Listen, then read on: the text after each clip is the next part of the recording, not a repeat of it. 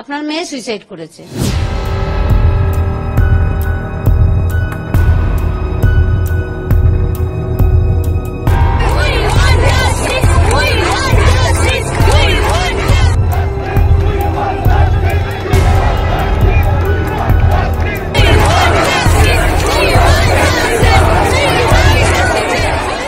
প্রথমে পুলিশ বলেনি, প্রথমে হসপিটাল থেকেই ফোন করা হয়েছিল যে আমরা আরজিকর হসপিটাল থেকে বলছি আপনার মেয়ে অসুস্থ।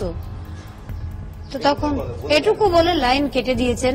তারপর তখন আমি ফোন করি যে আমার মেয়ের কি হয়েছে, আমার মেয়ের কি হয়েছে। তো উনি বলেন আমি তো ডক্টর নই, ডক্টরের কাছে নিয়ে যাচ্ছি, ডক্টরই বলবেন কি হয়েছে, আপনারা আসুন।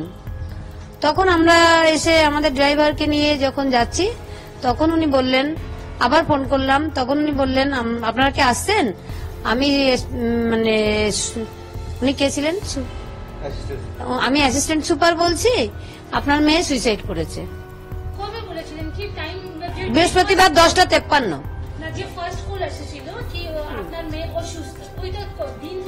বৃহস্পতিবার 10:53। ও বৃহস্পতিবার ডিউটি গেছে, শুক্রবার মানে 10:53 তখন ফোন আসে প্রথম। হ্যাঁ, প্রথম ফোন করেছিল অসুস্থ আছে, দ্বিতীয় ফোন আমি করেছিলাম। আগে না থেকে নিয়ে নি, তারপরে আপনি বলেন, ঠিক আছে?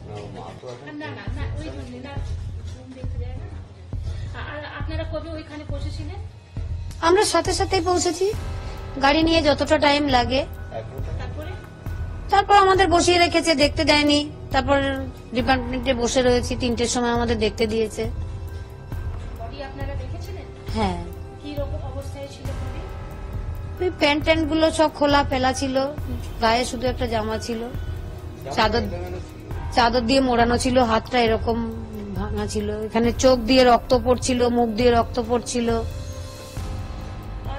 যেখানে ইনসিডেন্ট হয়েছিল ওখানেই আপনাদেরকে কি করে বলবো যে ওখানেই হয়েছে?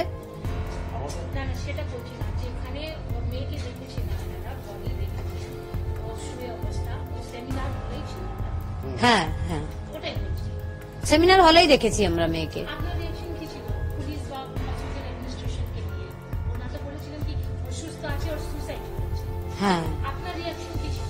না আমি বলেছি আমার মেয়ের এই অবস্থা দেখে কেউ বলবে না সুইসাইড করেছে, মানে তাকে দেখলেই বোঝা যাচ্ছে কেউ তাকে খুন করে ফেলেছে। তখন তো আমি বলেছি আমার মেয়েটাকে অনেক কষ্ট করে ডাক্তার বানিয়েছিলাম, এরা আমার মেয়েকে খুন করে ফেলেছে, আমি তখন বলে দিয়েছি।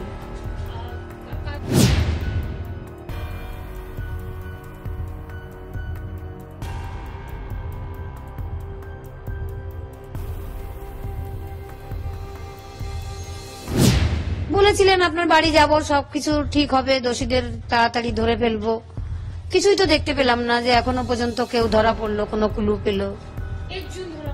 একজন ধরা পড়েছে, ওকে তো আমি মনেই করছি না, ও ভেতরের লোক না থাকলে বাইরের ও কি করে জানলো আমার মেয়ে ওখানে আছে? না না, আমার পুরো ডিপার্টমেন্ট মনে হচ্ছে দায়ী এর জন্য, ভিতরের লোক বলতে আমি পুরো ডিপার্টমেন্টকেই বলছি। হ্যাঁ,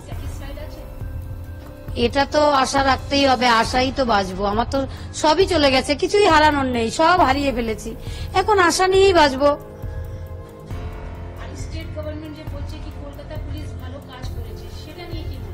একটুও ভালো কাজ করেনি, এমনকি এখন আমাদের সিএম যাতে প্রতিবাদটা বন্ধ করার চেষ্টা করছেন। আমার মনে হচ্ছে আজকে 144 ধারা জারি করে দিয়েছেন এখানে, যাতে মানুষ প্রতিবাদ করতে না পারে।